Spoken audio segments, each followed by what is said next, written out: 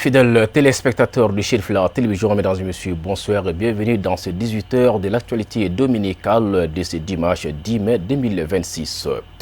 Le collectif malien des cadres et notabilités pour la paix au Mali, CMCM, a initié une lecture du Saint-Coran et des sacrifices pour la paix et le retour de la stabilité au Mali. L'activité s'est déroulée le samedi 9 mai au Palais de la Culture Amadou Hampâté-Bâ de Bamako. On fait le point dans ce reportage. La paix, la stabilité et le vivre ensemble, ce sont les maîtres mots de cette séance de lecture coranique initiée par le CMCM, collectif malien des cadres et notabilités pour la paix au Mali. Les participants y sont venus de plusieurs localités de l'intérieur du pays.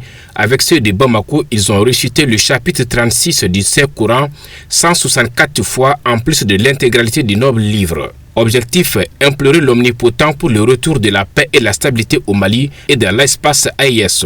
C'est pour que Dieu nous apporte la paix dans nos cœurs, la paix dans nos esprits. Et j'ai lancé un appel aussi solennel à tous les Maliens. Nous sommes musulmans à 99%. Les chrétiens qui sont là, ils ne parlent que du seul Dieu, l'unique. Nous musulmans, la même chose. Nous remercions les chrétiens, nous remercions les musulmans, nous remercions les femmes, les enfants, les jeunes, toutes personnes, ceux qui sont là, ceux qui n'ont pas pu venir, nous remercions tout le monde. Et nous prions Dieu le Tout-Puissant, que Dieu nous donne la force et la puissance à notre président, qui est le général d'armée Assimi Goïta, qui est encore ministre de la Défense, que Dieu donne la force et la puissance d'atteindre son objectif. Et le gouvernement et toutes les autorités du Mali, que Dieu nous aide tous pour que le Mali soit uni, indivisible. En de pareilles circonstances, le pays a besoin de tous ses enfants sans distinction de religion ni d'ethnie. C'est ainsi que le représentant de l'église protestante et évangélique a été invité à associer ses prières à celles de ses compatriotes musulmans pour la paix et le vivre ensemble dans notre pays. Je suis né à Tombouctou et grandi parmi des parents musulmans. Et je suis très habitué aux lectures du Saint-Coran. Et ici, j'ai connu combien ça fait du bien parmi mes parents. Quand il y a un malheur ou une crainte de quelque chose, ils faisaient la lecture, ils appelaient à la lecture du Coran pour combattre cela. Et donc ça c'est le moment idéal, je pense, pour tous les musulmans de Mali, de contribuer à atténuer les malheurs qui tombent sur le Mali, particulièrement en matière de sécurité, de paix, et que vraiment qu'ils prient, qu'ils lisent le Coran. Si cela peut contribuer à la paix, à la tranquillité, à la cohésion sociale, nous ne pouvons que saluer ça et venir encourager et féliciter tous ceux qui font cela pour le Mali, pour chacun de nous. Selon le ministre de l'Agriculture présent à cette cérémonie de lecture coranique, le Mali a besoin d'une union sacrée pour relever les défis de l'heure et les initiateurs ont bien joué ce rôle à hauteur de souhait. Donc moi j'ai vu qu'il y avait pratiquement tous les courants religieux. Donc pour venir ensemble prier, donc prier pour notre chère patrie, notre cher Mali, et également prier pour la mémoire des victimes, les victimes militaires et les victimes civiles. Donc on demande au Seigneur pour que ce grand pays puisse retrouver toute sa quiétude pour un Mali uni, prospère et apaisé. À noter que le collectif malien des cadres et notabilités entend persévérer dans cette dynamique pour le retour de la paix et la stabilité au Mali. L'actualité sur tout autre plan, l'association Ansardine nationale du Mali a tenu sa traditionnelle convention le samedi 9 mai au siège de l'ADN Mali à Bankoni-Diankine-Bourou. Parmi les points inscrits à l'ordre du jour figurent les préparatifs du Maouloud de Nabawi 2026, la mise à jour des activités en cours ainsi que l'évolution de la situation financière. La rencontre a mobilisé les délégués venus de toutes les coordinations régionales du Mali. On fait le point dans ce commentaire signé par Amadou Kamara. La tenue de cette troisième convention nationale ordinaire de l'ADN Mali au compte de l'année 2025-2026 est une réponse des textes qui régissent l'association Ansardine. Aujourd'hui, nous sommes là ici à Bamako, précisément à Bankoni-Diankine-Bourou, pour la convention nationale du Mali. La convention, c'est une assise nationale d'abord, qui s'est fait par le Bureau national, plus les délégués de chaque coordination. Et nous sommes à la 3e convention comme ça de notre année 2025-2026. D'abord, nous venons dans notre assise, nous avons les ordres du jour d'abord que nous discutons avec le Bureau national. Aujourd'hui, nous avons discuté d'abord sur 10 ordres du jour, en commençant par la bénédiction pour les défunts, l'anniversaire du guide, l'AGR, qui est les activités gymnastiques de revenir, qui sont des part et d'autre, les formations sur l'agriculture, et le côté financier aussi, voilà, les différentes finances et ainsi de suite. Voilà. Bon, en bref, les conventions là nous permettent de discuter généralement sur l'avenir même de l'association. Les perspectives, les programmes d'activité, les suivis et évaluations. Et vraiment, c'est ça que nous faisons aujourd'hui dans notre convention. Au menu des échanges, il a été question des préparatifs des 2 grands événements phares de l'association, à savoir le Maoulid 2026 et la Grande Ziara de Tamani, sans oublier les festivités commémoratives du 12 mai, date anniversaire de son éminence à Cheikh Chérif Ousmane Madani Haïdara. L'objectif de cette rencontre, c'est la 3e convention nationale. Et la convention nationale est composée du bureau exécutif national, le comité de contrôle national et les délégués des différentes coordinations du Mali. Alhamdoulilah, nous avons évoqué quelques points avant de commencer à établir les ordres du jour. Nous avons vraiment fait des bénédictions à l'endroit des militants, de nos militants qui ont répondu à l'appel de Dieu et ont prié pour eux, que Dieu les accueille dans leur paradis. Ensuite également, on a parlé de la fête de Tabaski. Comme vous savez, après le Ramadan, voilà, on a essayé de mettre le Ziara à Tamani après la fête de Tabaski. Et malheureusement, vous savez tous au courant que l'incident qui a eu le pays, et donc le guide nous a donné l'instruction vraiment de reporter le Ziara à cause de l'incident qui a eu le pays. En plus également, on avait prévu la célébration du Mauloud dans la coordination de Ségou. Également, cette célébration a été reportée pour l'année prochaine, Inch'Allah. Après, on a eu à faire une rencontre avec le ministère des Affaires religieuses et des cultes. Donc, on a fait le compte rendu à la coordination. Ensuite également, on a parlé des activités génératrices de revenus que le bureau exécutif national tient. Donc, on a parlé des recettes, on a parlé des recettes, l'évolution également des différentes activités, etc. etc.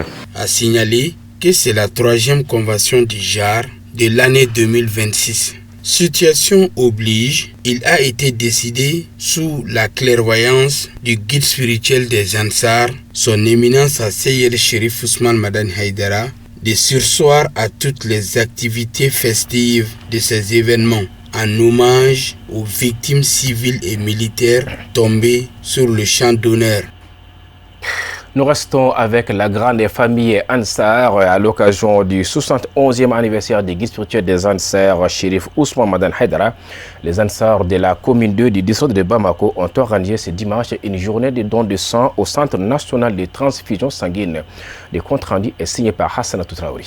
Dans une ambiance de solidarité et de communion, les Ansar de la commune 2 ont célébré le 71e anniversaire de leur guide spirituel Chérif Ousmane Madani Haïdara à travers une journée de don de sang organisée au Centre national de transfusion sanguine. Placée sous le thème de la paix et de la réconciliation, cette initiative humanitaire a mobilisé de nombreux fidèles et volontaires venus accomplir un geste salutaire. Plusieurs poches de sang ont ainsi été collectées afin de contribuer à sauver des vies dans les structures sanitaires du pays. Nous pensons bien que c'est une bonne chose.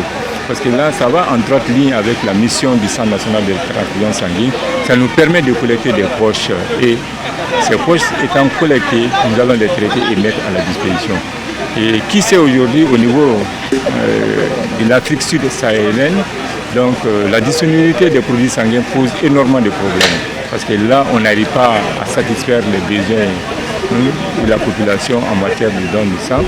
Et vous savez aussi que dans les périodes circonstances, ça permet quand même d'atteindre les objectifs de l'Organisation mondiale de la santé qui est 80% des dons volontaires, qui nous sommes à la traîne aujourd'hui, nous sommes à 35% des dons volontaires. Donc ce n'est pas seulement lors de l'anniversaire, mais que nous essayons de faire de telle sorte que chaque 3 mois, nous puissions vraiment pérenniser cette activité pour recruter les donneurs, les fidéliser, donc pour que nous puissions être autosuffisants en la matière. Cette 15e édition traduit l'engagement constant des Ansar en faveur de la solidarité et du développement social. Des bénédictions ont été formulées pour la pérennisation de cette œuvre humanitaire devenue un rendez-vous incontournable de partage et d'entraide. L'objectif, c'est 200 poches. Je pense déjà que nous avons dépassé les centaines de poches et les centaines, plus d'une centaine déjà. Nous pouvons dire que l'objectif a été atteint.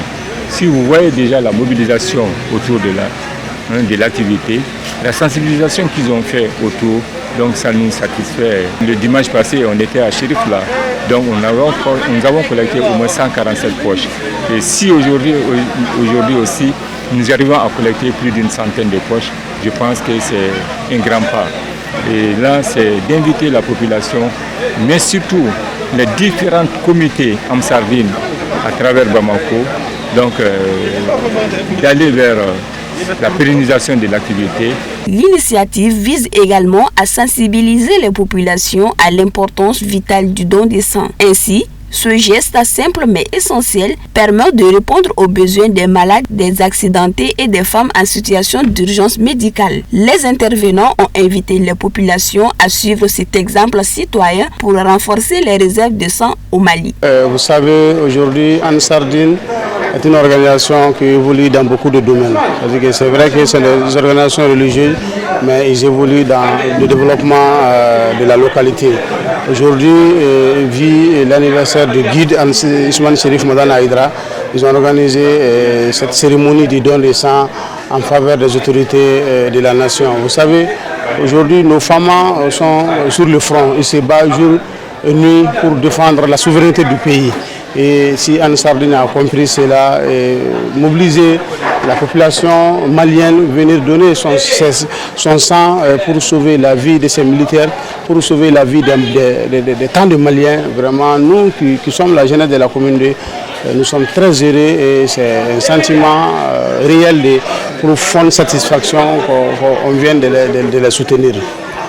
Du côté des donneurs, la satisfaction était palpable. Beaucoup ont affirmé avoir accompli un devoir humanitaire tout en participant à une action bénéfique pour la communauté. Prenant la parole, le fils du guide spirituel des Ansar, Abdul Hamid Keshki Aïdara, a salué et félicité les Ansar pour leur engagement et leur esprit de solidarité envers les populations. Des prières ont été formulées pour une longue vie au président du Haut Conseil islamique du Mali. Cette cérémonie a aussi servi de cadre pour rendre hommage à plusieurs personnalités de la commune 2 pour leur effort en faveur du développement de l'association.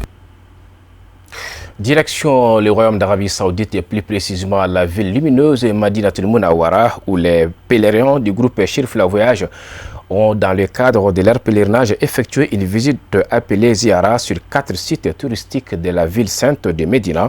La visite a eu lieu le samedi 9 mai 2026. On en sait plus avec nos envoyés spéciaux Kafne Batili et Foussine Keita. Les pèlerins du groupe Chérif La Voyage, accompagnés par des guides pèlerins, ont visité des sites touristiques et sacrés dans la ville de Médine. Il s'agit entre autres des 4 principaux lieux, à savoir la mosquée Kouba, ou encore appelée première mosquée construite par le saint prophète Mohamed paix salut sur lui, le champ des dattiers du prophète appelé Masra, un endroit considéré comme le domicile du saint prophète. Ensuite, les pèlerins se sont rendus à la mosquée Madak de Sada pour poursuivre la visite au mont Houdou où repose Hamza, l'oncle du prophète Mohamed paix salut sur lui, Misab et Abdoulaye Boun Jahas, tous fidèles compagnons du saint prophète Mohamed paix salut sur lui, ayant perdu la vie lors de la bataille sur ce même lieu. Partout où les pèlerins ont eu la chance de visiter, le Mali a été au cœur des prières, comme tant souhaité par les guides spirituels des Ansar, président du Haut Conseil islamique et du groupement des leaders spirituels musulmans du Mali, Seydi Chérif Ousmane Madani Haïdara. Oui, bonjour tous les Maliens, tous les Maliens qui sont là, on est là, partenaire Haïdara, tout ça, on est là, ça a bien passé. Tous les civils de Médane qui sont travaillés pour nous, il fait bien. Tous les autres qu'on est là, on a tout le on est là, on mange bien, on dort bien, il n'y a rien qui manque. Mais franchement, les compagnies, c'est magnifique. Il n'y a rien qui manque. On est bien ici, il n'y a rien qui manque. On mange le matin, on mange le soir, on dort bien, il n'y a rien qui manque. Merci beaucoup. Voilà. Nous, notre ville, il y avait 3 camions qui partent ici à temps. Tous les camions, il y a plus de 50 personnes. On est parti là-bas, on est arrivé bien, il s'est bien passé. Merci beaucoup. On a vu tout ce qu'ils sont montrés, on a vu tout là-bas. Merci beaucoup. On a vu Cuba, on a vu les Montagnards, on a vu comment ça fait encore là. Voilà, on a vu tout ça là-bas. Tous les musiciens qui sont montrés, Cuba, avec les Montagnards, on a tout vu. Il y a 3 camions qui sont bien partis depuis 4 heures matin, ça a bien passé, on est parti, on est revenu, il y a tout bien. Merci beaucoup, la compagnie, c'est bien fait. On est là dans le hôtel, on dort bien, on mange bien, il n'y a rien à faire. Selon les guides des pèlerins, ces visites appelées Ziara s'inscrivent dans le cadre du programme de l'agence Chérif La Voyage pour permettre aux pèlerins de découvrir autant que possible des endroits importants ou encore des lieux saints où les principales activités religieuses du prophète Mohammed, paix et salut sur lui, se sont déroulées. On quittait Abouya, sur la Massagid,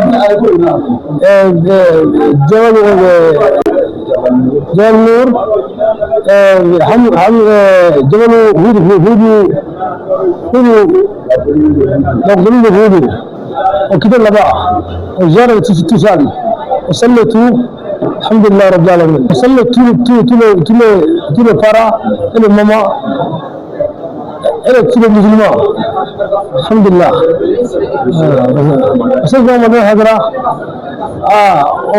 On fait dans les signes Hadra. Alhamdulillah. Pour ce faire, les organisateurs ont planifié de la façon suivante: choisir une journée pour les pèlerins et une autre programmation pour les pèlerines. Nous vous informons que la ziara de ce dimanche est réservée aux hommes, tandis que la sortie des femmes sur ces lieux est prévue pour le jour suivant. L'essentiel du reste de l'actualité en images et en bref est commenté par Moussa Fomba. Au Niger, les autorités ont annoncé le vendredi 8 mai 2026 la suspension immédiate de 9 médias français sur toute l'étendue du territoire national. Il s'agit de France 24, Radio France Internationale, Agence France Presse, TV5 Monde, TF1 Info, Jeune Afrique, Mediapart, France Afrique Média ainsi que LSI Afrique. La décision a été rendue publique à travers un communiqué de l'Observatoire national de la communication, lu à la télévision publique Télé Sahel. La suspension concerne l'ensemble des moyens de diffusion, notamment les bouquets satellitaires, les réseaux câblés, les plateformes numériques, les sites internet et les applications mobiles, selon la structure qui accuse les organes concernés de diffuser des contenus susceptibles de mettre gravement en danger l'ordre public, l'unité nationale, la cohésion sociale et la stabilité des institutions de la République. Les autorités nigériennes reprochent régulièrement à ces médias une couverture jugée partielle des questions sécuritaires et politiques au Sahel, notamment concernant les attaques terroristes et la gouvernance des États. Plusieurs corps ont été transportés jeudi à la morgue du village d'Oïcha en République démocratique du Congo. Un groupe affilié à l'État islamique a attaqué des villages au Congo, près de la frontière avec l'Ouganda, tuant au moins 40 personnes et incendiant et pillant des habitations, a déclaré une organisation locale de la société civile. Samuel Mahamba, un proche d'une des victimes, a déclaré qu'on leur avait dit que ces terroristes n'étaient plus dans la brousse, mais aujourd'hui, nous ne savons même plus d'où ils viennent. C'est au gouvernement de décider. Nous ne demandons rien d'autre que la paix. Mais cela fait longtemps que nous réclamons cette paix et rien n'a changé. Nous sommes épuisés et nous ne savons même plus à qui faire part de nos souffrances. Nous ne faisons plus confiance à notre gouvernement, a-t-il ajouté. Jeudi, plusieurs proches des victimes se sont rendus à la morgue pour récupérer les corps de leurs proches décédés lors de l'attaque.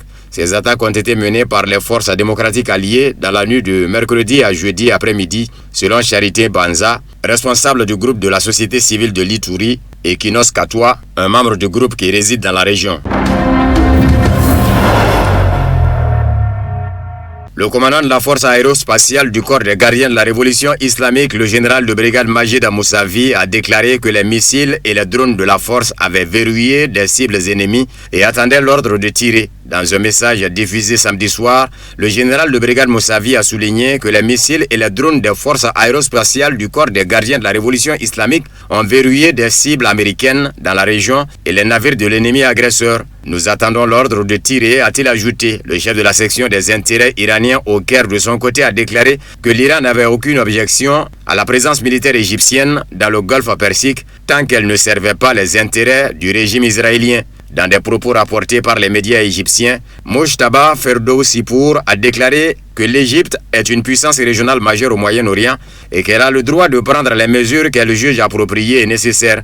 Il a toutefois ajouté que le point important pour l'Iran est que l'Égypte ne doit participer à aucune action qui aiderait le régime israélien dans une guerre contre l'Iran. Le diplomate iranien a également indiqué que des discussions approfondies avaient eu lieu en Iran concernant la présence militaire égyptienne dans les États du Golfe Persique, aboutissant finalement à la conclusion qu'une puissance de dissuasion régionale devait exister dans la région après la fin de la guerre d'agression américano-israélienne contre l'Iran.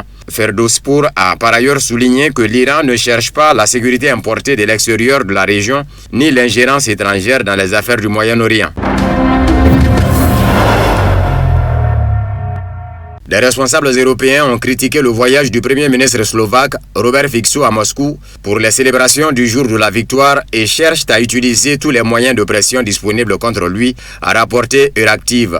Le portail d'information a révélé que Bruxelles avait alerté sur un déficit de financement de l'agence slovaque des paiements agricoles, ce qui met en péril les aides aux agriculteurs locaux. Euractiv a également rappelé un appel lancé en avril par des députés européens en faveur de la mise en place d'un mécanisme permettant de suspendre les financements européens à tout État membre en cas de violation de la primauté du droit de l'Union européenne susceptible d'affecter la gestion budgétaire du bloc. Plus tôt, le chancelier allemand Friedrich Merz a déclaré que les dirigeants européens discuteraient de la visite de Fico dans la capitale russe. Nous parlerons avec lui de cette journée à Moscou, a-t-il affirmé. M. Fico, accompagné d'autres dirigeants étrangers, est arrivé samedi à Moscou pour assister aux célébrations du 81e anniversaire de la victoire de la Grande Guerre patriotique. Le président russe Vladimir Poutine s'est entretenu avec le premier ministre slovaque. La Slovaquie espère rétablir les relations normales avec la Russie malgré l'apparition d'un nouveau rideau de fer, a déclaré le premier ministre slovaque Robert Fico lors d'entretiens avec le président russe Vladimir Poutine au Kremlin.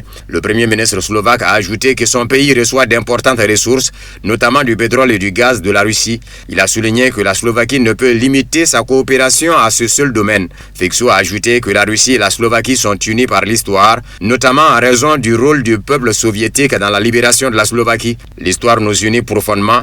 Je n'accepte pas la déformation des faits historiques. Je soutiens l'idée d'une politique slovaque souveraine, ouverte à tous ceux qui souhaitent entretenir des relations amicales et normales avec la République slovaque, a déclaré le Premier ministre.